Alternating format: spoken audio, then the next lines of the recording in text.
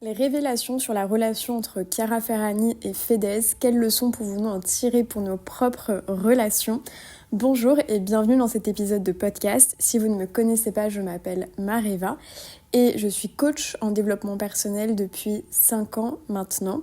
Je ne suis pas spécialisée dans les relations amoureuses, à vrai dire, moi je suis plutôt spécialisée dans la carrière, la reconversion professionnelle. C'est vraiment ce sur quoi j'ai toujours accompagné, même si c'est vrai que je suis toujours intéressée par les relations amoureuses et de toute façon même les relations de manière générale. Et quand on fait un coaching, même quand ça concerne sa carrière, sa vie professionnelle, en fait finalement on touche à tous les domaines de vie. Aujourd'hui je vais parler un petit peu de...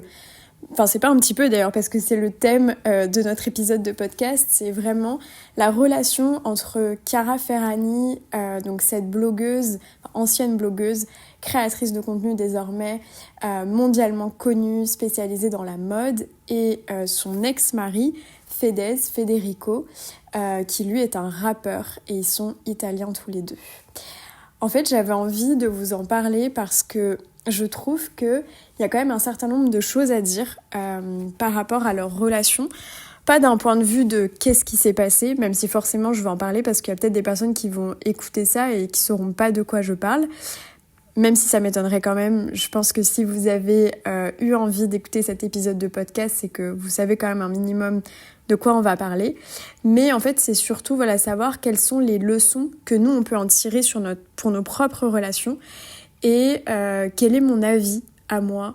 Et tout cet avis est vraiment basé sur mon intuition et c'est vraiment mon avis en tant que coach. Et qu'est-ce que je dirais en fait finalement à une personne qui vit cette situation, qu'on se base en fait du point de vue de Chiara Ferragni ou du point de vue de Fedez, qu'est-ce qui en fait pour moi se joue là-dedans et qu'il est important en fait tout simplement de souligner, et qu'est-ce que nous qui ne sommes absolument pas dans cette relation, on peut en retenir pour nous, pour nos propres relations.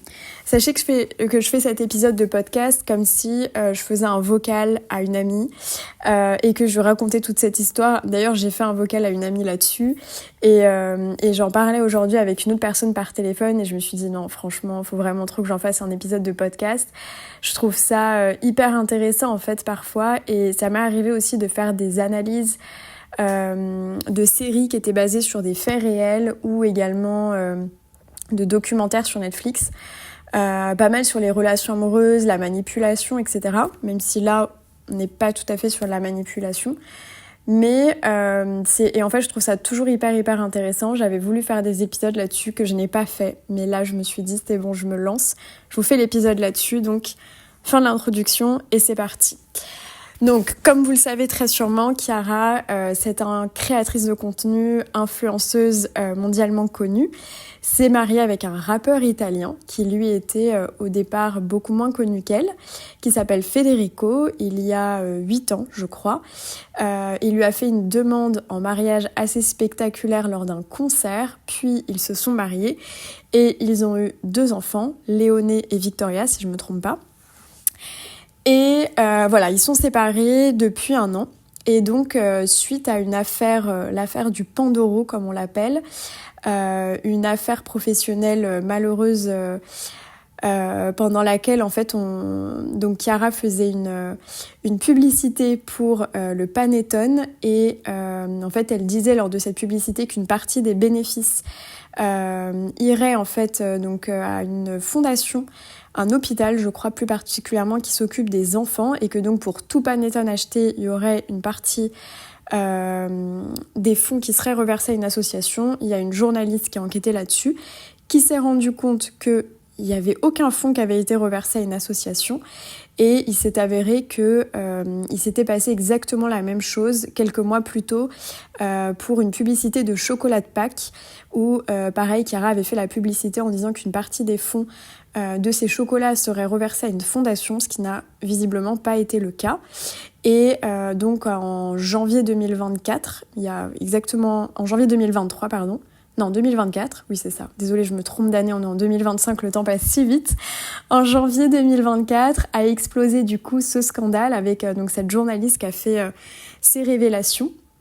Et Chiara, depuis, s'est toujours défendue en disant qu'elle ne savait pas que l'argent n'était pas reversé à des associations, qu'elle en était persuadée et qu'elle avait été trompée, notamment par l'entreprise de Panettone. Voilà, donc elle n'a pas encore été jugée pour ça, c'est toujours en cours. Peu de temps après ce scandale, qui a eu quand même beaucoup de répercussions sur elle, déjà... d'un point de vue psychologique, d'un point de vue professionnel, d'un point de vue financier, parce qu'elle a un certain nombre de collaborations qui se sont arrêtées. Elle était aussi au bord d'une grande entreprise de luxe et elle a été virée du coup de son poste. On lui a demandé de partir. Donc ça a eu énormément de répercussions dans sa vie professionnelle et une grande répercussion dans sa vie personnelle à laquelle elle ne s'attendait peut-être pas. En tout cas, on n'en sait rien, on n'est pas à sa place. C'est le fait que son mari la quitte pile pendant ce scandale, alors qu'elle dit qu'elle n'arrivait pas à sortir du lit.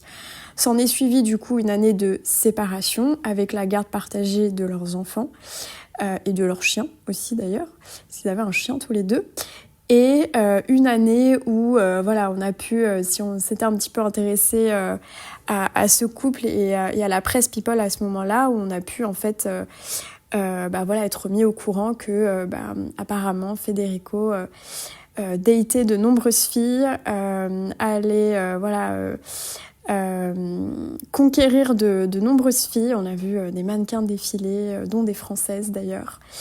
Et en tout cas apparemment il avait une vie amoureuse, on va dire, bien remplie, assez tumultueuse, pas très stable, mais à la limite chacun fait ce qu'il veut.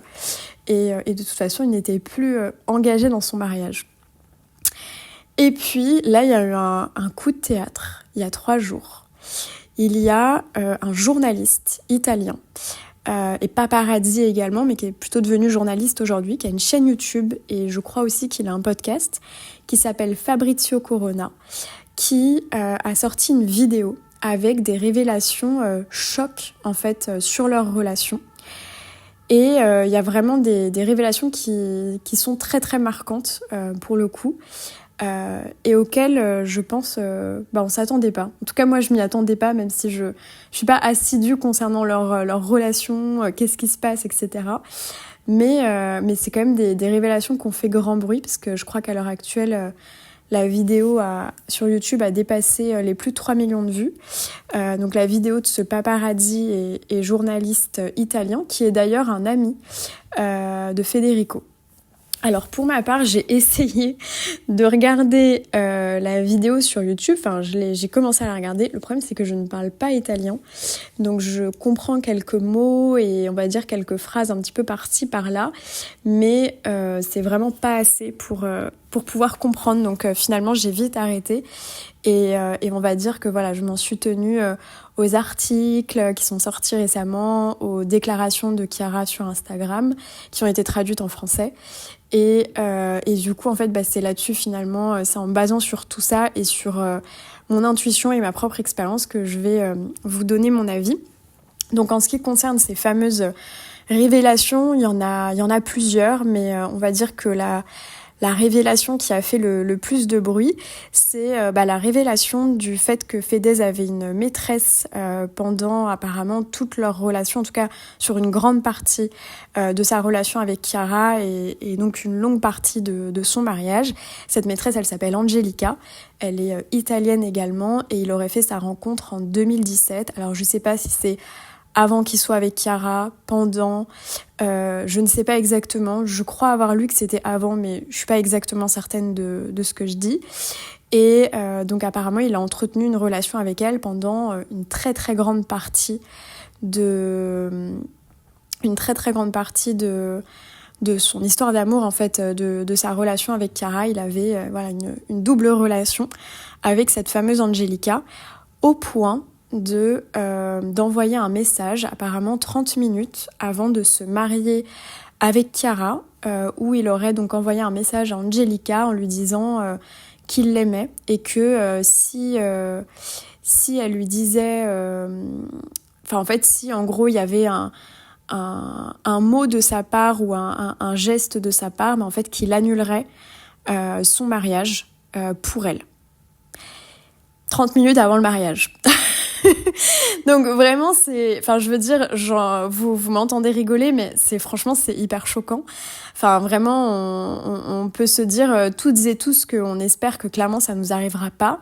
C'est quand même assez horrible de se dire que le jour de son mariage, qui est censé être un très beau jour dans sa vie et symboliser l'amour qu'il y a dans sa relation et dans son union, et ben en fait lui finalement il aimait quelqu'un d'autre et en fait il le disait à cette personne et il s'en est remis à cette personne pour annuler ou pas son mariage. C'est quand même super choquant pour le coup et moi je me rappelle de ces images assez extraordinaires de leur mariage où ils étaient vraiment très beaux tous les deux dans un décor sublime. Faut dire aussi que ils ont beaucoup d'argent aussi tous les deux, donc forcément ça aide pour avoir de très bons moyens pour organiser un beau mariage, même si un beau mariage ne veut pas forcément dire beaucoup de moyens financiers. Mais en tout cas, c'est vrai que c'était, j'ai envie de dire, plus impressionnant que beau. Je me rappelle qu'ils avaient affrété un avion privé pour leur famille et leurs amis pour venir au mariage. Je me rappelle aussi qu'il y avait une fête foraine pendant le mariage avec une grande roue. Enfin, je dirais plus ça m'avait semblé à l'époque plus impressionnant que beau, même si c'était très beau malgré tout. Mais c'est vrai que voilà, quand on apprend ça, c'est quand même très triste. Des séparations, il y en a plein, et des divorces aussi, mais apprendre que le propre jour de son mariage, finalement, son futur mari avait envoyé un message, déjà qu'il avait une maîtresse, mais qu'en plus il lui avait envoyé un message en lui disant « je t'aime ». Tu peux me dire un mot et j'annule tout mon mariage, c'est quand même sacrément triste quoi finalement.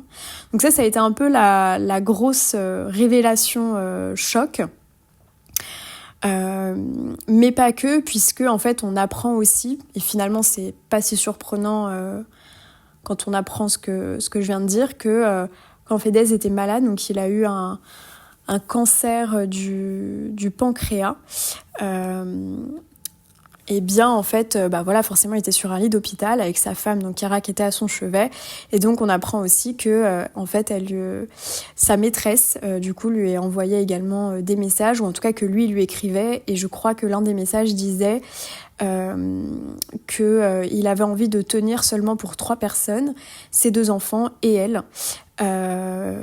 Voilà, alors que du coup il avait sa femme à côté qui le soutenait dans son, en tout cas visiblement, en tout cas c'est ce qu'ils ont montré. Bien évidemment je dis tout ça au conditionnel parce qu'on sait jamais vraiment quelle est la vérité derrière tout ça, mais en effet on voyait des photos d'eux à l'hôpital et Chiara qui soutenait son mari. Voilà, en tout cas du point de vue des images, même si bien évidemment on n'est jamais dans la vie de ces personnes, et tout ce que je dis encore une fois est au conditionnel. Et donc voilà, donc c'est vrai que encore une fois ça aussi c'est assez choquant. Et puis en fait on apprend que quelques jours avant une cérémonie de musique très importante en Italie, où Chiara était présentatrice de cette cérémonie, donc c'est une cérémonie qui est retransmise à la télévision, un peu comme, je sais pas moi, les MTV Music Awards, ce genre de cérémonie. Donc elle était présentatrice, et lors de cette cérémonie, Fedez va embrasser un homme. Je crois que c'est un chanteur. Honnêtement, je me suis pas plus attardée sur cette information, mais en tout cas, il embrasse un homme à la télévision italienne, devant tout le monde, finalement, aux yeux de tous les téléspectateurs à ce moment-là.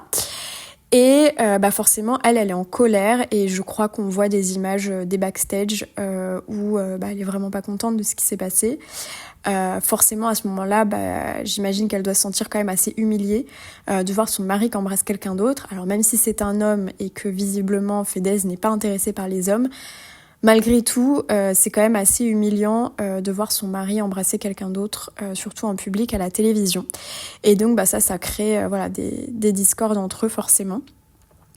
Et en fait, on a appris du coup récemment que quelques jours avant cette cérémonie, l'amante de Fedez, donc Angelina, l'avait quitté, l'avait largué, et à ce moment-là, et donc ça explique notamment peut-être le fait que il faisait un petit peu n'importe quoi, et apparemment peu de temps aussi après il aurait eu envie de se suicider. Alors je suis pas certaine de la chronologie exacte des faits de ce que j'avance, mais en tout cas il aurait été très très très déprimé, avec vraiment des idées noires et des pensées suicidaires. Et donc on peut tout à fait imaginer que le fait que son amante qu'il aimait depuis des années a décidé de mettre un terme en fait à cette relation, même si c'était pas une relation officielle, mais malgré tout elle a décidé quand même d'y mettre un terme, on peut imaginer du coup la douleur que ça a provoqué chez lui, et donc le fait qu'il se mette à faire n'importe quoi, et que derrière ça crée vraiment cette très grande déprime et même cette dépression en fait finalement. Et donc tout ça a été révélé par ce fameux journaliste italien. Alors il y a sûrement d'autres choses, mais voilà, encore une fois, j'ai pas regardé la vidéo YouTube parce que je comprends pas l'italien. Et donc du coup j'ai pas regardé la vidéo, donc je connais pas tous les détails, mais en gros voilà un petit peu ce que j'ai retenu. Et donc cette vidéo elle est sortie je crois il y a 4 jours maintenant, il y a 3 jours. Elle est sortie il y a 3 jours, et ensuite Chiara Ferragni du coup a décidé de faire un communiqué sur Instagram. En gros elle a fait des stories où elle avait écrit un texte pareil qui était en italien, mais qui a été traduit de nombreuses fois, qui n'est pas toujours très bien traduit, mais qui a été traduit quand même. Et donc voici en fait ce qu'elle a dit, et donc je cite du coup son texte. Elle a dit « J'ai choisi le silence ces derniers mois pour essayer de protéger ma famille et moi-même sur 2 questions qui m'ont profondément marquée. D'une part, celle professionnelle, pour laquelle je ferai tout ce qui est en mon pouvoir pour faire valoir mes raisons et prouver mon innocence, et d'autre part celle privée, sur laquelle maintenant je ne peux plus rester silencieuse. J'ai vécu 7 ans de relation où j'ai aimé comme jamais, sans frein et avec tout mon être. » Alors, je vais pas vous lire toute la suite en fait de tout ce qu'elle a écrit, mais parmi ce qu'elle a écrit, elle a dit j'ai aimé même quand il y avait tant de raisons d'abandonner, j'ai supporté des situations auxquelles j'aurais dit ne te laisse pas faire ça à n'importe quel ami, parce que pour moi l'amour c'était aussi ça, se sacrifier. Et ça, en fait, c'est vraiment la première chose qui m'a marquée en fait dans son discours. C'est déjà, elle se rend quand même bien compte, et parce que c'est quand même ce qu'elle a écrit, qu'elle a enduré des situations dans sa vie amoureuse, visiblement. Elle dit « J'ai supporté des situations auxquelles j'aurais dit à n'importe quel ami ne te laisse pas faire, en fait. Ne laisse pas faire ça, etc. » Donc, en fait, là, finalement, elle se rend bien compte que finalement, des conseils qu'elle aurait donnés à ses amis, en fait, elle ne suivait pas ce propre conseil pour elle-même, c'est-à-dire que si elle était sa propre amie, elle se serait dit à elle-même « tu n'as pas à subir ça, tu n'as pas à supporter ça ». Et donc, voilà, il faut prendre des décisions en conséquence, quelle que soit la décision. Et en fait, finalement, déjà, on se rend compte que, en fait, elle suivrait même pas son propre conseil, parce que d'un côté, elle se dit qu'en effet, c'est pas normal et qu'elle n'aurait pas dû endurer ça, mais de l'autre côté, elle dit « pour moi, l'amour, c'était aussi ça, se sacrifier ». Et donc, en fait, ça fait un peu partie, on va dire, du début de mon analyse, c'est que déjà, elle suivrait pas son propre conseil donné à elle-même, et donc, en fait, c'est super important, moi je trouve en tout cas, quand on donne un conseil à quelqu'un, c'est déjà de se l'appliquer à soi-même. Et de toute façon, n'importe quel conseil que vous allez donner à n'importe qui, si la personne en face à qui vous donnez ce conseil, elle voit qu'en fait vous l'appliquez pas, déjà clairement vous aurez pas du tout le même poids. Parce que la personne elle va se dire ok, elle est bien mignonne, il est bien mignon, mais en fait lui il me dit de faire ça, mais il le fait même pas pour lui-même quoi. Donc déjà très clairement, si vous donnez un conseil à quelqu'un que vous ne suivez pas, la personne elle risque de dire oui d'accord ok, et puis en fait de pas le suivre, ou alors tout simplement de vous dire et toi alors, tu vois. Et elle aurait bien raison. Et en fait, au-delà de ça, au-delà de même en parler avec un ami, etc., c'est super important, je veux dire même pour vous, de suivre les conseils que vous donnez aux autres, parce que en fait, ça vous donne un alignement qu'autrement vous n'avez pas. Et en fait, je pense que même pour soi, quand on donne un conseil à quelqu'un qu'on ne suit même pas soi-même, mais en fait, on se sent comme une imposture, finalement. Alors, soit c'est fait exprès, et du coup, on va dire que même si on se sent comme une imposture, soit on va dire oui, c'est vrai que moi aussi, je le fais pas pour moi-même, et je sais que ce serait mieux, etc. Et donc, dans ces cas-là, on est quand même true to ourselves, j'ai envie de dire, c'est-à-dire vrai vis-à-vis de soi-même. Soit ça peut être aussi, perçu comme de la manipulation à certains égards, mais en fait, c'est surtout que c'est hyper important pour vous que si jamais vous vous rendez compte à un moment donné que vous donnez un conseil à quelqu'un ou que vous donnez toujours le même conseil mais que vous le suivez pas, posez-vous la question pourquoi j'arrive pas à suivre ce conseil ? Pourquoi est-ce que constamment je dis aux autres de faire ça, je dis à ma meilleure pote qu'elle devrait plutôt faire ci, je dis à mon mec qu'il devrait plutôt faire ça, je dis à ma sœur, à ma mère, bref, qui vous voulez, mon collègue de travail que c'est mieux ça, et en fait, pourquoi est-ce que vous arrivez pas à le suivre, ce conseil ? Est-ce que c'est parce que vous y croyez pas vraiment ? Est-ce que vous dites ce conseil parce que vous y croyez pas ? En fait, le fait de pas croire à un conseil qu'on donne, ça peut être de se dire c'est peut-être une injonction de la société, mais peut-être que vous êtes pas aligné avec ça, mais vous vous dites comme en général c'est comme ça qu'on fait, c'est comme ça que je dois conseiller l'autre personne. Ou alors ça peut être aussi, parfois on donne des très bons conseils aux gens, mais parfois on n'arrive pas à se les appliquer à soi-même parce que ça peut être par exemple parce qu'en fait on n'arrive pas à s'empêcher de faire quelque chose malgré qu'on sache que c'est pas la bonne chose pour soi, et ça en général ça vient de l'inconscient. Très souvent ça vient de l'inconscient, c'est-à-dire qu'en fait consciemment on sait ce qui est bon pour nous, mais inconsciemment on se rend pas forcément compte de ce qui est bon pour nous. Et du coup, en fait, consciemment, on sait qu'on ne devrait pas faire cette chose-là, mais notre inconscient n'arrive pas à nous empêcher. Pourquoi ? Parce que notre inconscient, il est là pour nous protéger. Et donc, quand on change des habitudes qu'on a, souvent, l'inconscient, comme il est là pour nous protéger, ça va lui faire peur. Et du coup, malgré toute notre bonne volonté et malgré tous les bons conseils qu'on va donner aux autres, on peut parfois ne pas arriver à les appliquer à soi-même, parce que, justement, il y a notre inconscient qui bloque. C'est une des hypothèses. Bref, en tout cas, j'en reviens donc à Cara. Donc, il y a vraiment, cette importance de suivre les conseils, en tout cas d'essayer au maximum de suivre les conseils que vous donnez aux autres. Et après, pour moi, ce qui m'a vraiment marqué dans ce qu'elle a écrit, c'est cette notion de sacrifice. C'est-à-dire qu'en fait, d'un côté, elle sait que sa situation, elle n'était pas normale, et donc je vais en revenir aussi à l'inconscient. En fait, d'un côté, elle sait que sa relation, que ce qu'elle vivait, c'était... je vais pas dire pas normal, parce que j'aime pas cette version de la normalité, en fait, parce qu'il n'y a pas vraiment de normalité. En tout cas, elle sait que elle aurait pas dû endurer ça. En tout cas, que c'était pas aligné avec elle et qu'elle était pas d'accord avec ce qu'elle vivait. Mais d'un autre côté, il y avait cette idée, très certainement implantée dans son inconscient, que l'amour, c'est le sacrifice. Et clairement, c'est ce qu'elle a écrit. Parce que pour moi, l'amour, c'était aussi ça, se sacrifier. Et j'aime bien le fait qu'elle ait écrit « c'était aussi ça », parce que du coup, j'imagine que ça a changé. En tout cas, c'est ce que je souhaite, sur vraiment cette notion de sacrifice, en fait. Et pour moi, le sacrifice... quand il est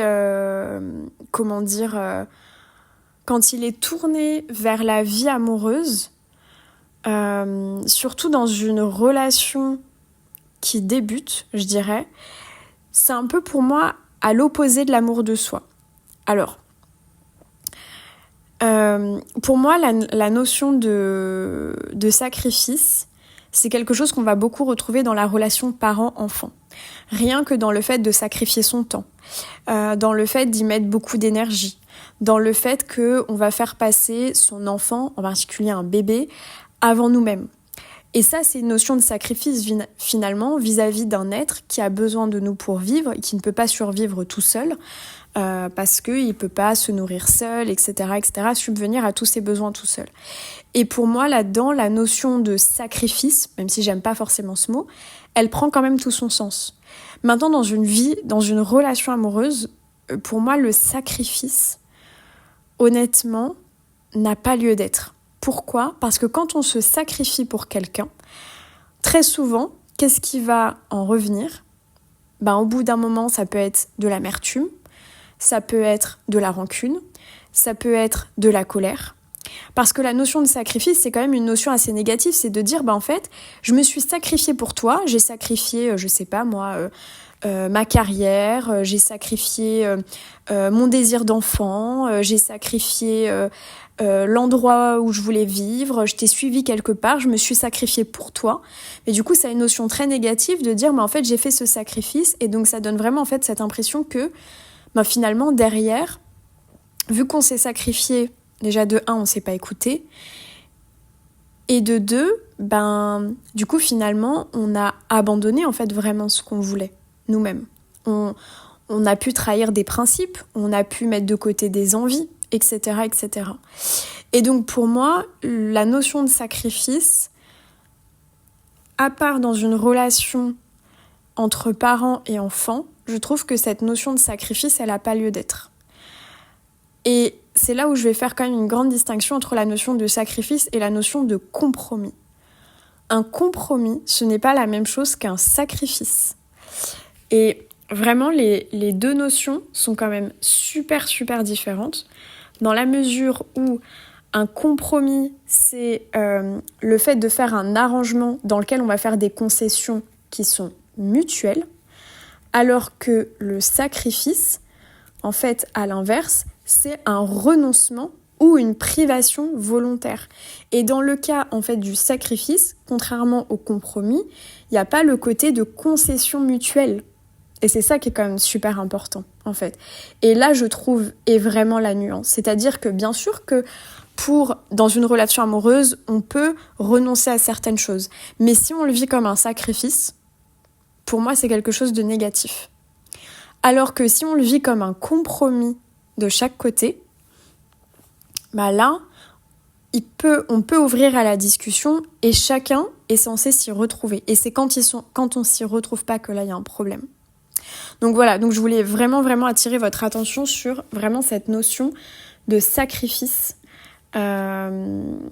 qui pour moi est assez négative et je vous invite vraiment dans n'importe quelle relation amoureuse à ne jamais vous sacrifier.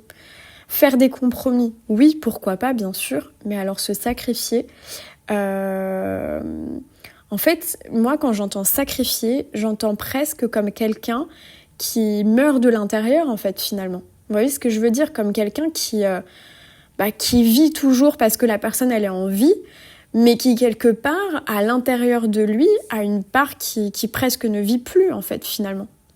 Moi je vois vraiment le sacrifice comme ça, ce renoncement, cette privation en fait à quelque chose volontaire. Certes, même si c'est volontaire, je trouve que ça a quand même une notion hyper négative en fait pour le coup. Alors du coup, je continue sur ce qu'a dit Chiara. Donc je cite du coup la suite de son texte. « Minimiser constamment le manque de respect et justifier des comportements erronés pour protéger l'autre, pour protéger la famille, pour protéger le couple. » Bon, la traduction n'est pas très bien, mais vous avez compris, et elle parle notamment du fait qu'elle a constamment minimisé le manque de respect de Fedez, qu'elle justifiait aussi ses comportements qui étaient mauvais pour le protéger lui, pour protéger sa famille et pour protéger son couple. Après, moi je dirais qu'au-delà de protéger, c'était surtout pour maintenir, en fait, je pense, plus que pour protéger. Parce que du coup, dans cette histoire, peut-être qu'elle a essayé de maintenir, en tout cas, c'est ce qu'elle a l'air de dire, et moi c'est ce que je comprends vraiment dans ce qu'elle dit. Plus que pour protéger, je pense que c'était surtout pour maintenir. Et c'était pour maintenir la relation, peut-être qu'elle minimisait...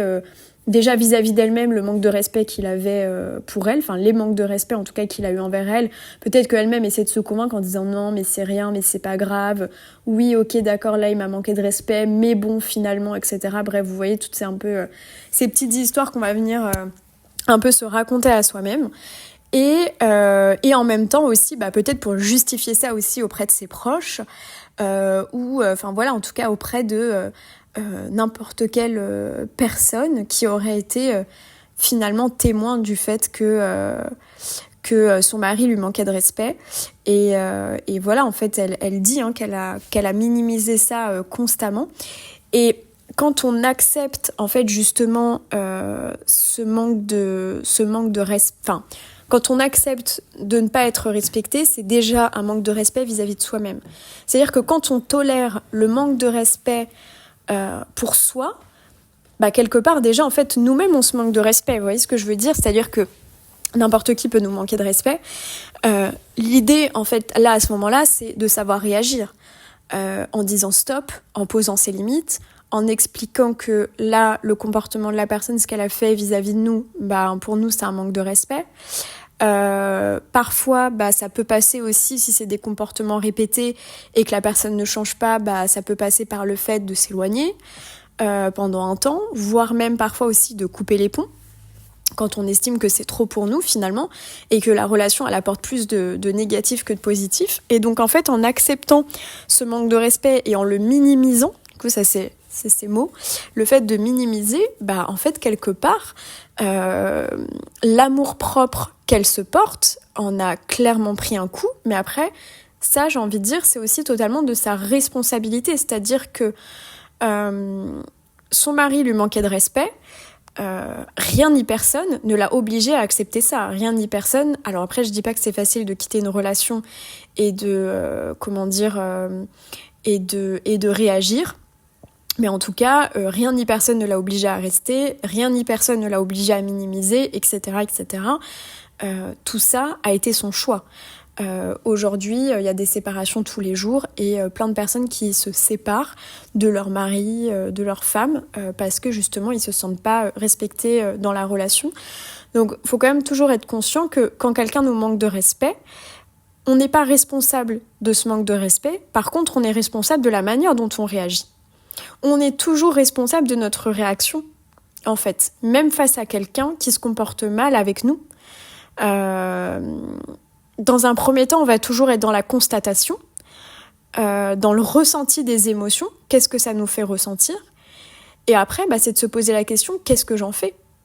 Alors, je peux ne rien faire, je peux minimiser, comme l'a fait Chiara, je peux réagir, et donc après, chacun choisira la solution, on va dire, qui lui semble la plus adaptée. Mais en tout cas, ce qui est sûr, c'est que clairement, quand quelqu'un vous manque de respect, que ce soit dans une relation de couple, mais même dans d'autres, dans d'autres types de relations, le fait d'accepter ça et d'être dans le silence, voire même de minimiser ça et de l'accepter, c'est clairement un manque de respect déjà vis-à-vis de soi-même, mais c'est aussi... En fait, ça témoigne aussi d'un manque d'amour de soi. Parce que quand on s'aime et qu'on s'estime, on n'accepte pas ça, en fait. Et c'est ça aussi que je trouve dingue dans cette histoire, c'est de voir à quel point elle a eu une réussite en fait professionnelle fulgurante et hyper impressionnante. Surtout en tant que pionnière dans ce monde-là, parce qu'elle fait vraiment partie des pionnières, pour le coup.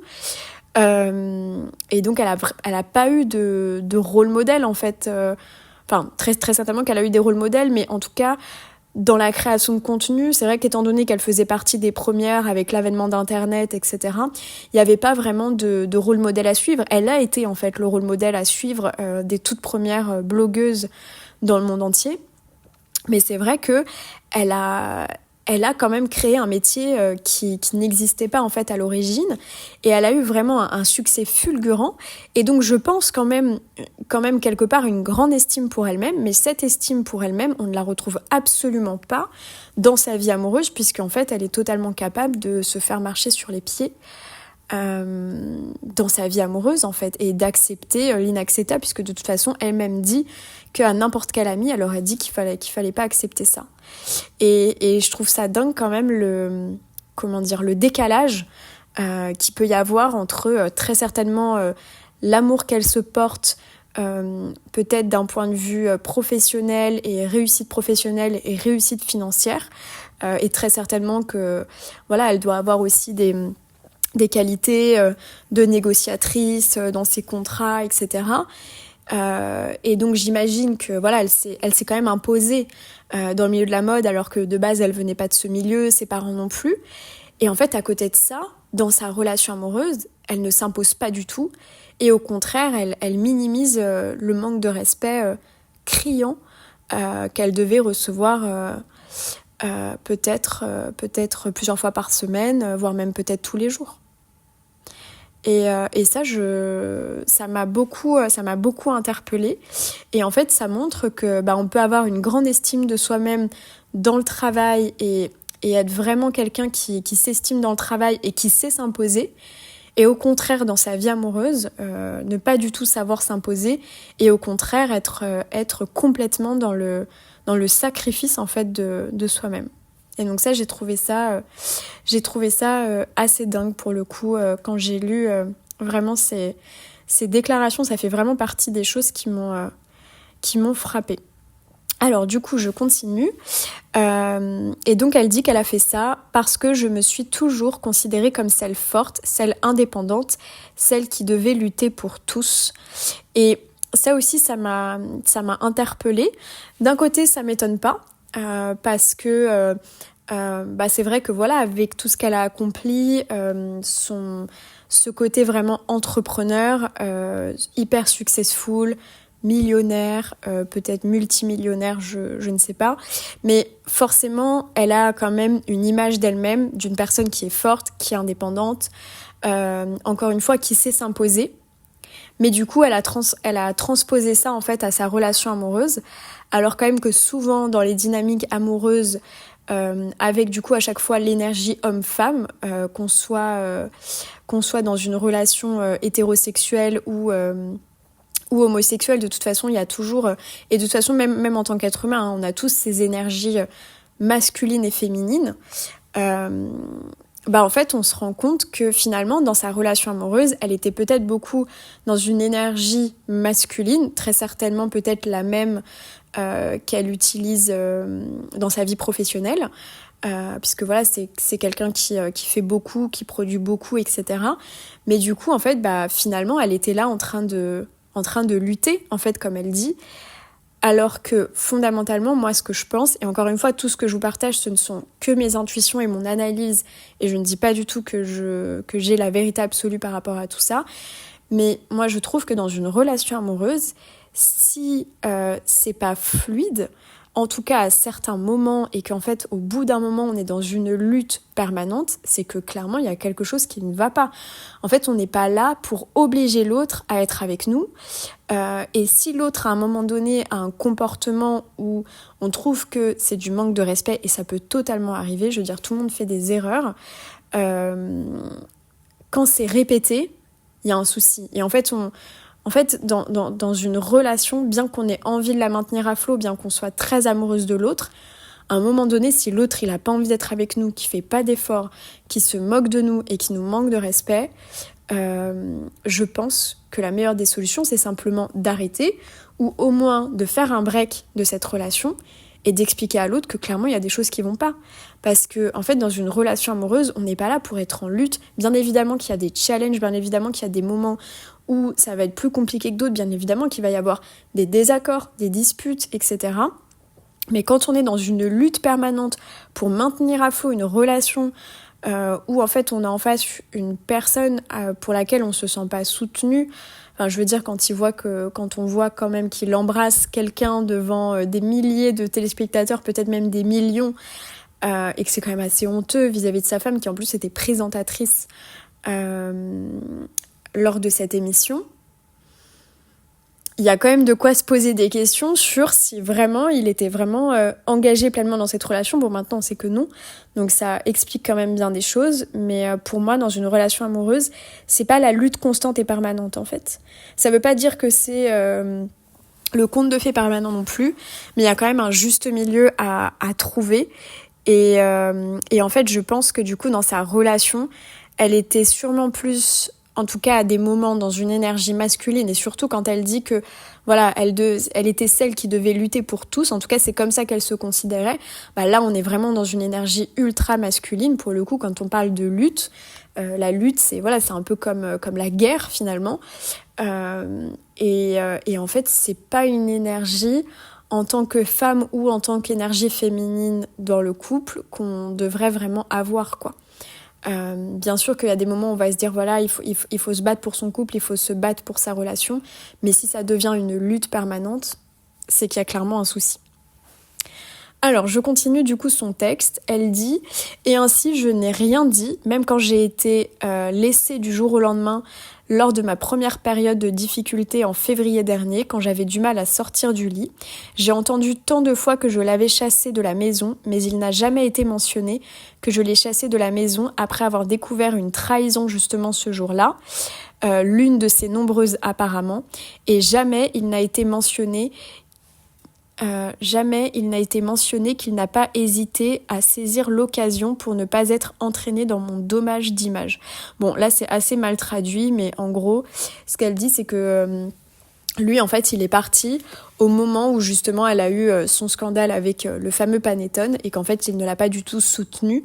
Et en fait, elle dit que c'est notamment pour que son image à lui ne soit pas entachée, ne soit pas endommagée, et que donc voilà, en fait on a souvent dit qu'elle l'avait viré de la maison, mais jamais il n'a été mentionné qu'elle l'avait viré après avoir appris le fait qu'il l'avait trompée, et elle dit que ça a jamais été mentionné que lui par contre il est parti dès la première occasion où il a su où en fait il a appris que son image était vraiment endommagée. Ensuite, elle dit qu'elle n'a rien dit publiquement dans les mois qui ont suivi, même après tout ça, même après qu'elle ait découvert ce qu'il faisait constamment dans son dos, alors que elle, en fait, elle faisait tout pour essayer de le sortir des moments sombres, vu qu'elle ignorait tout cela. Et ensuite, elle ajoute « Je n'ai rien dit publiquement, même quand quelques jours avant Noël 2024, donc Noël 2024, c'était il y a à peu près un mois, il l'a appelé et a admis pour la première fois l'histoire avec cette amante qui durait depuis 2017.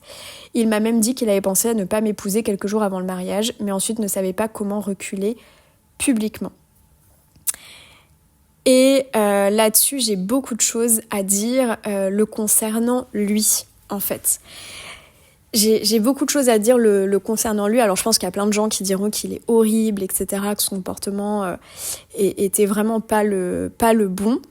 Moi, je vais pas faire un jugement à ce niveau-là, même si bien évidemment je trouve que voilà, si tout ça est vrai, c'est sûr que vivre dans une relation qui a été une mascarade pendant 7-8 ans et qu'en fait il menait une double vie, c'est vraiment horrible de l'apprendre.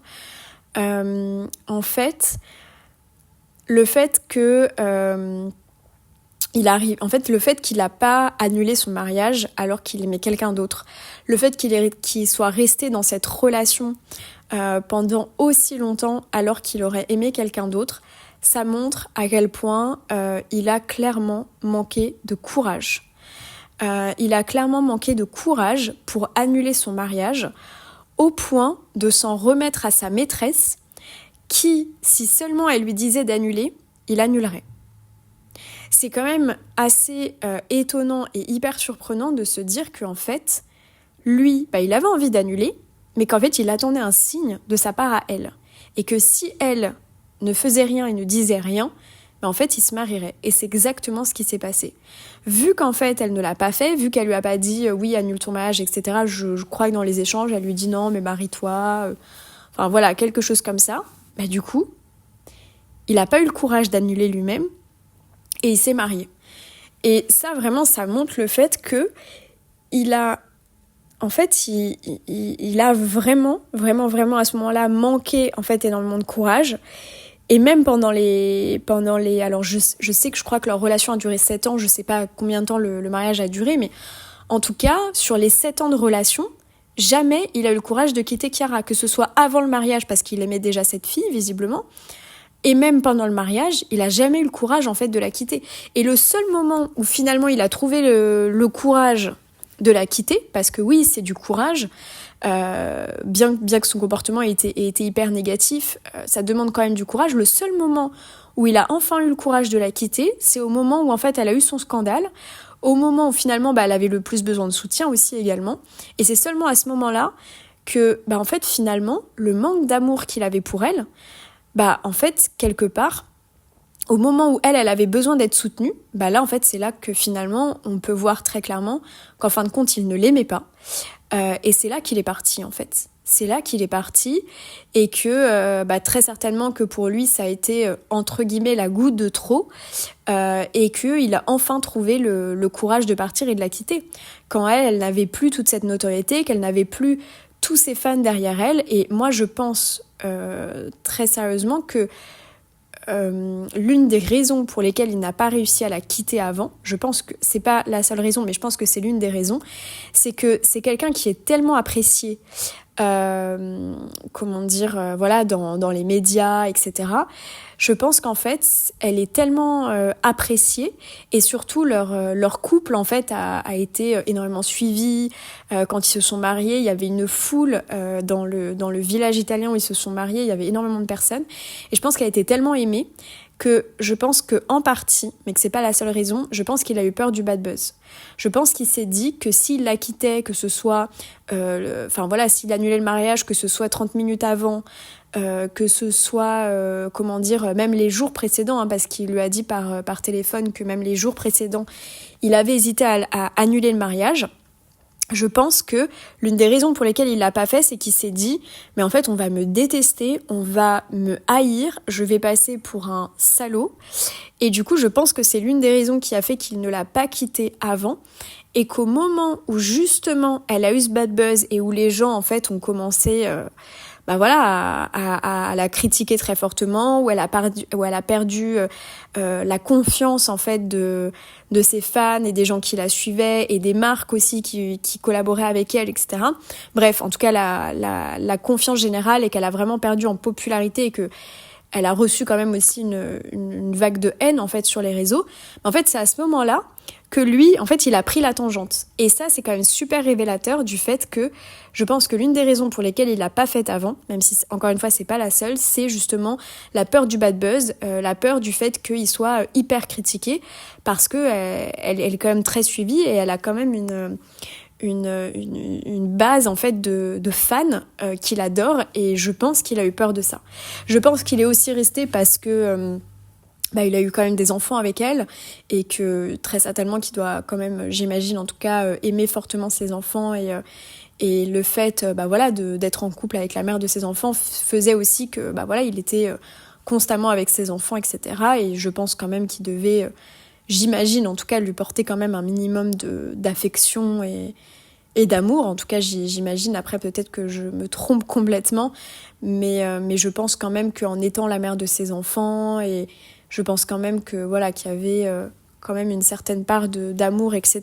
Mais l'impression que j'ai, et ce n'est que basé sur mon intuition, c'est que j'ai l'impression que elle, en fait, elle l'aimait visiblement beaucoup plus que lui ne l'aimait, surtout que lui est amoureux de quelqu'un d'autre.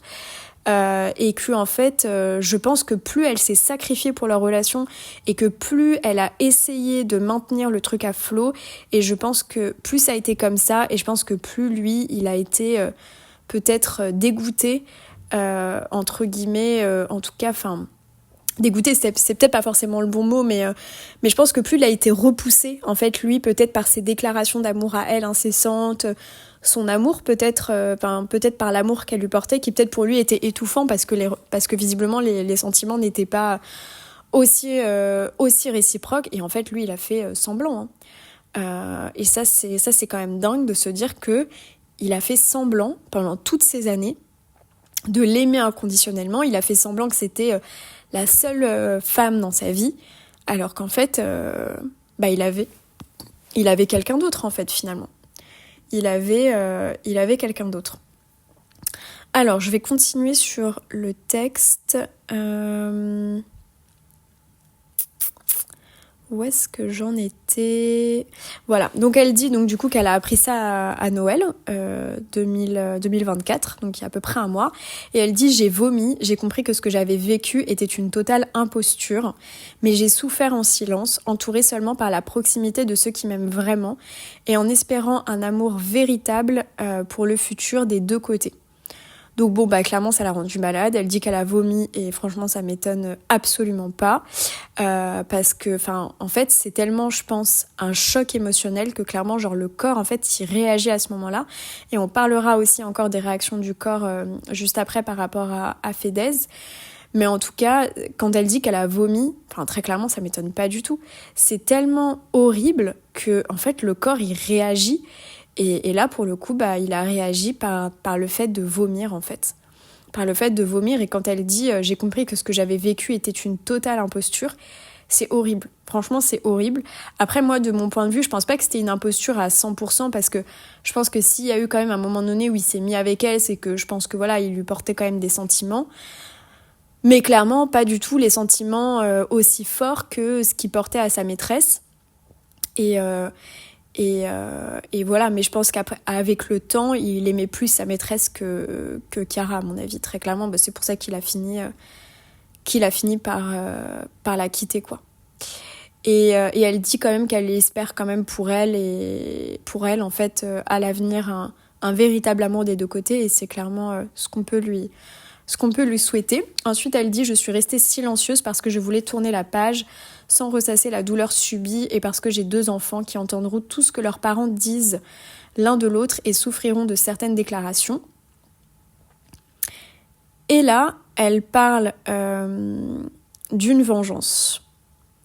Là, elle parle d'une vengeance et je vais revenir aussi dessus. Mais avant ça, j'aimerais quand même revenir sur quelque chose. Et encore une fois, je parle vraiment que de mes intuitions. Donc, il n'y a pas besoin d'être d'accord ou pas avec moi. Mais en fait, on a appris... je parlais en fait aussi tout à l'heure du fait que Federico, à un moment donné, était malade. Il avait un cancer du pancréas. Et donc, voilà, qu'il était à l'hôpital, entouré par Chiara. Et que, voilà, il écrivait des messages... donc à son amante, Angelica, en lui disant que les 3 seules personnes pour qui il avait envie de se battre, c'était elle et ses enfants, finalement. Donc il excluait Chiara, tandis que elle, voilà, était à son chevet, toujours voilà, en train de lutter, comme elle disait un peu dans sa déclaration. Et en fait, moi, je pense que si il est tombé malade, s'il a développé cette maladie, je pense que ce n'est clairement pas du tout anodin. Vraiment, je pense que c'est pas du tout anodin. La maladie, on dit souvent que c'est le mal qui a dit. Et moi, je pense vraiment que toutes les maladies ont des significations qui sont émotionnelles. Et donc, je suis allée chercher l'origine émotionnelle du cancer du pancréas. Et donc, déjà, il y a déjà juste l'origine émotionnelle déjà du cancer en général. Donc ce que j'ai lu, c'est que si on se place du point de vue du décodage biologique des maladies, tous les cancers, y compris celui du pancréas, peuvent être provoqués par un conflit émotionnel. Et donc ils disent que le cancer n'apparaît que si l'événement négatif est ressenti comme étant soit imprévu, inattendu, d'où la notion de conflit, dramatique, sans solution immédiate satisfaisante à lui opposer. Si l'événement négatif est vécu dans l'isolement, on ne peut pas partager ce que l'on ressent, on n'a pas les mots pour exprimer ce qui se passe en soi. Donc ça, en fait, c'est, on va dire, l'origine émotionnelle du cancer de manière générale. Donc c'est, voilà, en fait, il y a un événement négatif qui se passe et il est vécu, ressenti, soit comme étant imprévu, inattendu, dramatique, sans solution immédiate satisfaisante à lui opposer, ou vécu dans l'isolement, on ne peut pas partager ce qu'on ressent, on n'a pas les mots pour exprimer ce qui se passe en soi. Ça peut être un de ces 4-là, ou ça peut être plusieurs, bien évidemment. Ça, c'est des choses que j'ai trouvées sur Internet. Moi, j'adore vraiment regarder l'origine des maladies. Enfin, j'adore. C'est pas quelque chose que je fais tous les 4 matins, je vous cache pas. Mais de temps en temps, quand les gens me parlent de certaines maladies, et là, en fait, je sais pas, ça m'a fait tilt, et je me suis dit... Attends, je pense qu'il y a un truc à creuser de ce côté-là. Et en fait, quand on voit du coup, donc là on est vraiment sur le cancer de manière générale, hein, vous avez le droit d'être d'accord ou pas, encore une fois. En fait, ce qui est assez dingue, c'est que on voit que du coup, ce qu'on peut se dire en fait par rapport à cet événement négatif, imprévu, inattendu, dramatique, sans solution, et surtout, moi ce qui m'a fait tilt vis-à-vis de lui, c'est vécu dans l'isolement, on ne peut pas partager ce qu'on ressent. Et ils mettent ou alors on n'a pas les mots pour exprimer ce qui se passe en soi, c'est que lui, sa relation avec son amante, c'était clairement un secret. Enfin, je veux dire, il avait quelque part presque une double vie, même si, voilà, il n'avait pas, il n'avait pas non plus une famille avec cette personne-là, mais du coup, voilà, il avait en fait comme une double vie. avec cette amante qui a duré pendant des années, qu'il aimait sincèrement visiblement, hein, c'était pas, on parle pas juste du, comment dire, on parle pas juste d'un plan cul, clairement. Et en fait, c'est marrant de voir que oui, lui, il a vécu cette histoire dans l'isolement et qu'en fait, peut-être que quand elle l'a quitté, peut-être que justement c'est en fait à ce moment-là que pour lui ça a été un choc, que ça a été horrible et donc ça a été très certainement inattendu de sa part, dramatique aussi et vécu dans l'isolement, ça c'est sûr. Ça c'est sûr. Et moi je pense très sincèrement que la maladie, son cancer du pancréas, je pense qu'elle a clairement cette origine émotionnelle. Là maintenant j'en viens au choc émotionnel à l'origine du cancer du pancréas. Donc il est écrit, je cite, « Selon le biodécodage, le cancer du pancréas pourrait être consécutif à un choc émotionnel vécu comme une ignominie. Il y a la peur de manquer d'une chose jugée vitale, avec une notion de révolte, de profonde amertume. On retrouve parfois un conflit intense ou une immense contrariété avec la famille. Le conflit émotionnel est légèrement différent lorsque ce sont les canaux pancréatiques qui sont touchés. Cette fois, le ressenti est particulièrement violent avec des émotions telles que la rancœur, la rage et l'injustice. Cette fois encore, la rancœur peut être exprimée à l'égard d'un membre de la famille, notamment suite à une injustice. Et en fait, quand il parle de la peur de manquer d'une chose vitale, avec cette notion justement de révolte et de profonde amertume, moi ce que je pense tout de suite, c'est toujours en fait à la séparation avec cette fille, où je pense que voilà, il devait très certainement être très amoureux d'elle, et le fait qu'elle le quitte, oui, tout de suite, c'est je manque de quelque chose qui pour moi est vital en fait, et je vis cette rupture amoureuse peut-être de manière beaucoup plus douloureuse que la plupart des personnes en fait. Et après, il parle aussi de conflits ou d'immenses contrariétés avec la famille ou alors avec les très proches. Et très clairement, le fait d'être en couple avec une personne qui n'aime pas vraiment profondément et avec qui il joue un rôle, moi je pense que ça a clairement joué. Je pense que ça a clairement joué justement dans le développement de cette maladie parce que, en fait, il a menti sur ses sentiments aux autres, mais en fait, je veux dire, constamment, il était en train, enfin peut-être pas constamment, mais en tout cas, beaucoup de fois, à beaucoup de moments, il était en train de jouer un rôle en fait. Et alors qu'il dormait avec sa femme à côté, lui, il pensait à une autre. Et on peut imaginer tous ces moments qu'ils ont passés ensemble où lui, en fait, il avait envie d'être avec quelqu'un d'autre. C'est fou, en fait, quand même, de se dire ça. Et il s'est pas écouté. Il s'est pas écouté au point de développer une maladie. Et ça arrive à énormément de personnes, hein. Là, je vais pas parler forcément de la maladie, mais le fait de pas s'écouter, le fait d'avoir des intuitions sur tiens, je devrais faire ci, tiens, je devrais me lancer dans ça. Non, en fait, ma relation amoureuse me correspond pas, cette amitié ne me correspond pas, etc. Et le fait de quitter des relations, c'est quelque chose que énormément de gens ont du mal à faire et qu'ils n'osent pas faire. Pour beaucoup, justement, par manque de courage. Et alors après, des raisons, on peut en trouver plein. On peut en trouver plein des raisons. Quand on a des enfants, ça peut être plus compliqué. Quand on a, on va dire, des biens en commun, l'aspect financier, il peut aussi rentrer en ligne de compte. Enfin, voilà, il y a plein de choses qui font que c'est difficile de quitter une relation.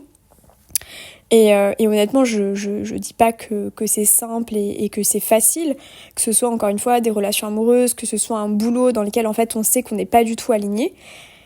Mais ça, c'est du courage. Ça, c'est du courage. Et franchement, j'ai toujours dit que le développement personnel, c'était deux choses et en partie le courage de s'écouter. C'est en fait vraiment, franchement, si vous voulez avancer dans votre vie et surtout dans un principe d'être épanoui et d'être heureux, parce que c'est pas juste avancer pour avancer, il faut avoir le courage d'aller vers ce que vous voulez. Parce qu'en fait sinon, soit vous pouvez développer une certaine amertume, si vous restez dans une relation avec une personne que vous aimez pas, en fait vous pouvez déjà vivre cette amertume au quotidien, et puis en plus de ça, du coup ça peut aussi avoir des répercussions sur la personne avec qui vous êtes en couple, parce que clairement la personne en fait elle le ressent. Vous pouvez hyper facilement vous énerver alors qu'en fait de base il n'y a pas lieu de s'énerver, mais comme finalement vous n'avez pas envie d'être là ou vous n'avez pas envie d'être avec cette personne, vous vous énervez. Mais en fait dans le fond la seule personne contre qui on devrait s'énerver à ce moment-là c'est soi-même, parce qu'en fait on n'arrive pas à partir, parce qu'on n'arrive pas à quitter la relation. Et ça, franchement, c'est problématique, en fait. C'est problématique. Donc, j'ai envie de dire, ne faites pas la même erreur que fait Daise, sans forcément que ça aille aussi loin, mais même, c'est hyper important de vous écouter pour tout. En fait, vraiment pour tout. Et vaut mieux faire machine arrière, même si ça a des conséquences, on va dire, lourdes et problématiques, mais il vaut mieux faire machine arrière. Parce qu'en fait, plus on s'enfonce dans un truc qui ne nous correspond pas et dans lequel on est malheureux, et plus ça va avoir des répercussions. Et là, je pense notamment au boulot. Je pense à 2 amis à moi qui ont quitté des boulots. La première, c'est une amie à moi qui en fait bossait dans une entreprise dans laquelle elle se sentait très seule, parce qu'elle avait déjà elle bossait beaucoup toute seule, elle avait pas vraiment d'équipe, en fait elle avait juste son manager en référent et en fait elle ne nouait pas de lien avec ses collègues, donc elle était très souvent seule, et en plus elle habitait dans une ville dans laquelle elle n'avait pas d'amis. Donc non seulement dans le travail, elle avait des relations sociales mais qui n'étaient pas très développées, qui n'étaient pas profondes, mais en plus dans la ville dans laquelle elle habitait, elle avait pas de proches en fait, tout simplement. Donc elle vivait quand même une très très forte solitude, et puis en plus de ça en fait au bout d'un moment, même dans son travail, dans ce qu'elle faisait avec son manager, etc., ça se passait pas bien, et en fait elle est arrivée au point où en fait elle pleurait tous les matins, elle avait la boule au ventre avant d'aller bosser, elle avait des pensées suicidaires au travail. Et en fait, au début, elle avait énormément de mal à se dire qu'elle devait quitter ce job, et notamment en fait retourner là d'où elle vient pour avoir ses proches, parce que ça voulait dire quitter son job, ça voulait dire ne plus avoir de ressources financières, potentiellement devoir retourner vivre chez ses parents, etc. Et donc elle voulait pas en fait faire ce sacrifice-là, elle voulait pas en fait sauter le pas. Et en fait, au moment où ensuite, donc elle a enchaîné les arrêts maladie, et en fait, à un moment donné, donc elle a demandé une rupture conventionnelle, ça lui a été refusé, et donc elle a vraiment forcé à continuer à travailler. Et en fait, au bout d'un moment, elle s'est dit non, en fait, je peux plus. Sa santé en pâtissait tellement que enfin, elle s'est écoutée, et que du coup, elle a quitté ce travail, elle est partie de cette ville pour s'installer ailleurs. Et on va dire que elle a elle a retrouvé quelque chose qui n'était pas forcément ce qu'elle souhaitait en termes de lieu de vie, etc. Mais elle a préservé sa santé. Et comme on dit en anglais, health is wealth, notre santé c'est notre richesse. De toute façon, si on n'a pas la santé, à partir de là, on ne pourra rien faire. Donc, Dieu merci, elle a vraiment privilégié sa santé. Et elle a fini par s'écouter, même si c'est vrai que ça a pris du temps. Et je pense à une autre de mes amies qui était en CDI dans une entreprise où on la respectait pas du tout, mais c'était pas qu'elle, hein, c'était vraiment tous les employés. C'est une petite entreprise avec une dizaine de collaborateurs. Et elle m'a raconté des choses assez stupéfiantes sur sa boîte, la manière dont ils étaient traités, etc. Et comme mon autre amie, en fait, au bout d'un moment, elle a eu des signes physiques, également du fait que ça n'allait pas du tout, crise d'angoisse, pleurs, boule au ventre, enfin voilà, je veux dire tellement de choses. Et en fait, elle était en fait à la limite du burn-out, très clairement. Et heureusement aussi, elle s'est écoutée, elle a pu réussir à avoir une rupture conventionnelle, et elle est partie. Mais en tout cas, que ce soit dans la sphère professionnelle ou dans d'autres sphères, c'est hyper important de vous écouter, même si sur le moment c'est dur, parce que c'est jamais facile de quitter un job, de bifurquer, de quitter une relation, de se séparer de quelqu'un. Sur le moment c'est difficile, mais en fait après, ça va vous permettre en fait d'être aligné avec vous-même. Et il n'y a rien de mieux que de se sentir en alignement, que de se sentir en paix, que de ne plus subir en fait. Que de ne plus subir. Et au contraire de vivre. Et la rupture, c'est toujours difficile. On a tous vécu des ruptures. On sait à quel point ça peut être douloureux et on peut vraiment ressentir un déchirement. J'entendais un coach en amour dire il n'y a pas très longtemps que... en fait, ils ont fait des recherches en neurosciences et la rupture, en fait... une rupture amoureuse, et ben en fait on ressent une douleur qui est similaire au décès d'un proche. Donc c'est pour dire à quel point c'est quand même super super douloureux. Mais parfois c'est nécessaire en fait pour être, encore une fois comme je disais tout à l'heure, true to ourselves. C'est vrai en fait avec soi-même. Et le fait de quitter une relation fait que après, vous vous laissez le champ des possibles pour rencontrer quelqu'un qui vous correspondra beaucoup plus. Le fait de quitter un job fait que vous vous laissez l'opportunité et la possibilité de trouver quelque chose qui vous correspond beaucoup plus. Peut-être que vous ne le trouverez pas du premier coup, mais en tout cas, peut-être que petit à petit, en vous écoutant, vous allez vous rapprocher des bonnes relations, de la bonne, carrière en fait. Enfin, j'aime pas trop ce mot de carrière, mais voilà, de la vie professionnelle qui vous correspond, en tout cas de la manière qui vous correspond de gagner de l'argent en fait. Et donc plus en fait vous arriverez à vous écouter, à vous séparer du superflu, mais parfois se séparer du superflu, c'est pas forcément se séparer d'une personne ou changer de boulot, mais ça peut être aussi changer une habitude en fait qui nous dessert pour une habitude qui nous sert. Plus vite vous allez faire ça, plus vite vous avancerez et plus vite vous serez épanoui. Mais encore une fois, en s'écoutant. Et pas non plus en faisant les choses sur un coup de tête. Ça doit être quand même réfléchi. Mais voilà, en tout cas, ce qui est sûr, c'est que Fedez, lui, il a clairement manqué de courage, qu'il s'est pas du tout écouté et que je pense que c'est notamment ce qui a provoqué, à mon avis, sa maladie. Pour finir, du coup, sur le texte de Chiara... voilà, donc ensuite elle dit, bon, encore une fois la traduction est pas super, mais elle dit, mais décider à la table avec son ami de faire sortir d'autres détails publiquement pour se venger de l'amour non réciproque, enfin plus réciproque de l'amante, a été un coup vraiment bas.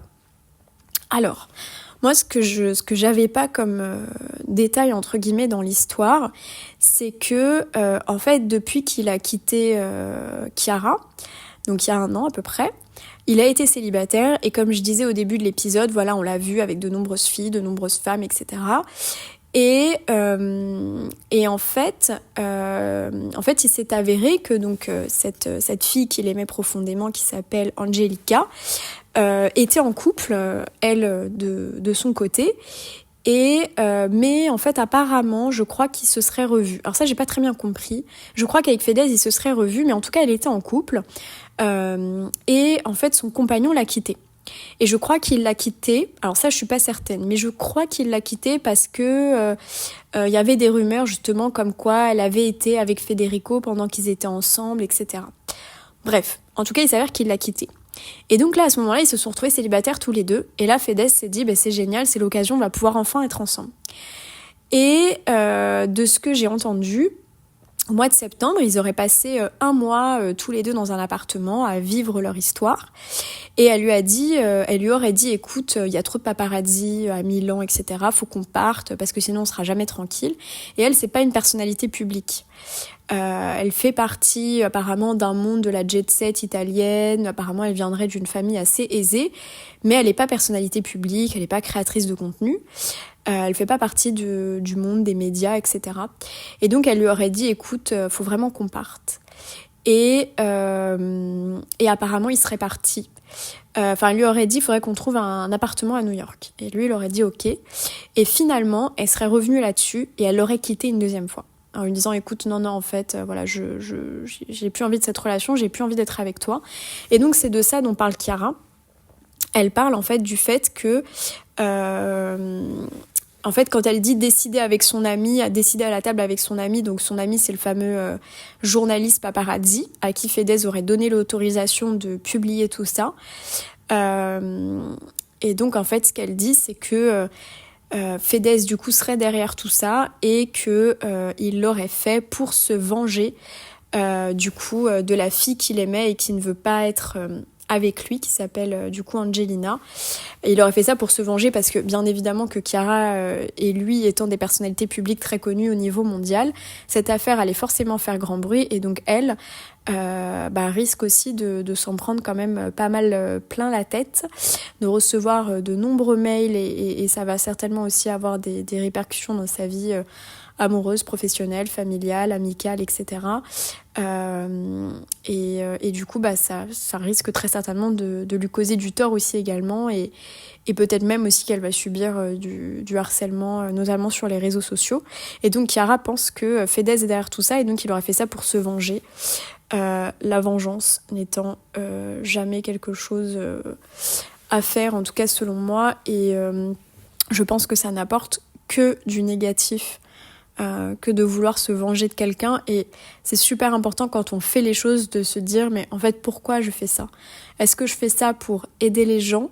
Est-ce que je fais ça pour par exemple tirer des leçons de mes erreurs et les partager aux autres, etc. pour pas que ça leur arrive ? Ou est-ce que en fait je fais juste ça pour me venger ? Et sincèrement quand les gens font les choses par vengeance, en plus ça se ressent complètement. Et quand on fait les choses par vengeance, on n'a clairement pas l'air très très malin, franchement. Et donc voilà, moi je vous recommande pas du tout de vous venger de qui que ce soit, mais au contraire, moi je trouve, on dit souvent que la meilleure des vengeances c'est l'ignorance. Moi je trouve qu'au-delà de l'ignorance, c'est surtout de vivre sa vie comme on en a envie et de faire ce qui nous plaît en fait, tout simplement. Et je pense qu'en fait le mieux c'est juste de même pas penser à la vengeance. Et juste en fait de vivre sa vie et de tout faire pour être heureux soi-même. Et donc après, elle conclut en disant « Je suis restée silencieuse sur tant de sujets, mais je lis trop de saleté pour continuer à faire semblant. Ma relation avec Federico était réelle pour moi. » Je n'ai jamais été dans une relation libre, elle l'était manifestement ouverte pour lui sans que je le sache, et malgré tout je suis fière d'avoir aimé inconditionnellement. Je suis désolée que pour lui j'ai été seulement une personne à berner et à utiliser à volonté, mais parfois il est juste d'ouvrir les yeux, d'encaisser le coup, de souffrir, de se relever et de comprendre que nous méritons quelque chose de différent, un amour pas forcément parfait, mais au moins réel et vécu des deux côtés de la même manière. Je le souhaite pour moi et je vous le souhaite à tous. Parce que c'est le minimum dans ce chaos qui est notre vie. Et là, en fait, en lisant ça, je me dis, en fait, là, je la trouve forcément très lucide. Bon, après, quand elle dit « Je suis désolée que pour lui, j'ai été seulement une personne à berner », clairement, il n'y a pas à s'excuser de ça. Après, moi, je pense pas qu'il ait forcément voulu, lutter. Après, c'est mon avis, hein, mais peut-être que je me trompe. Mais moi, mon avis, mon intuition me dit qu'il n'a pas forcément voulu la berner ou l'utiliser, mais plus qu'en fait, je pense qu'il ne savait... En fait, de par son manque de courage, je pense qu'il ne savait pas lui-même comment vraiment se sortir de cette situation. Et par contre, je pense que oui, il y avait quand même aussi une part de peur s'il la quittait dans un moment où elle était trop bien au sommet et tout, qu'il s'en prenne quand même plein la gueule sur les réseaux. Et je pense qu'il y avait un peu de ça. Je pense que forcément, ça l'a fait bien évidemment connaître et sa relation lui a clairement aussi permis de gagner de l'argent, comme à Chiara aussi. Mais je pense que ça a été un coup de projecteur pour lui qui n'était pas forcément connu à l'international, comparé à elle qui avait quand même plus de notoriété, enfin je crois en tout cas. Mais je pense pas qu'il l'ait utilisé ou berné volontairement. Je pense qu'en fait, il a été surtout prisonnier de lui-même. Je pense qu'en fait, il s'est enfermé dans sa propre cage. Il s'est mis en fait lui-même dans une cage qu'il a fermée à double tour et dont, malgré qu'il ait la clé, il n'arrivait pas en fait à tourner cette clé pour ouvrir la cage. En fait, il s'est en s'écoutant pas et en se mettant là-dedans alors qu'il était pas bien. Mais en fait, il a pas réussi en fait lui-même à ouvrir cette cage en fait et à s'écouter jusqu'à ce que en fait elle soit elle soit dans la tourmente avec ce scandale professionnel. Donc à la fin, je me dis bon bah au moins voilà, elle a été lucide et voilà, je trouve très juste quand elle dit voilà, il est juste d'ouvrir les yeux, d'encaisser le coup, de souffrir parce que forcément ça fait souffrir et faut pas se leurrer là-dessus et voilà, se relever et surtout comprendre en effet comme elle dit qu'elle mérite quelque chose de différent, quelque chose qui soit pas forcément parfait mais au moins qui soit réel et vécu parce que bah là finalement l'amour était surtout à sens unique quoi. Donc voilà pour mon analyse par rapport à ça. J'espère que ça vous aura intéressé du coup. Encore une fois, je ne détiens absolument aucune vérité vis-à-vis de tout ça. Mais n'hésitez pas à m'envoyer un message pour me dire ce que vous en avez pensé. Ce que vous pensez de cette analyse, si vous êtes d'accord, pas d'accord. Ça peut être toujours sympa de débattre et d'échanger toujours dans la bienveillance. Et puis, je vous dis à très bientôt pour un nouvel épisode. Prenez bien soin de vous. Bye bye.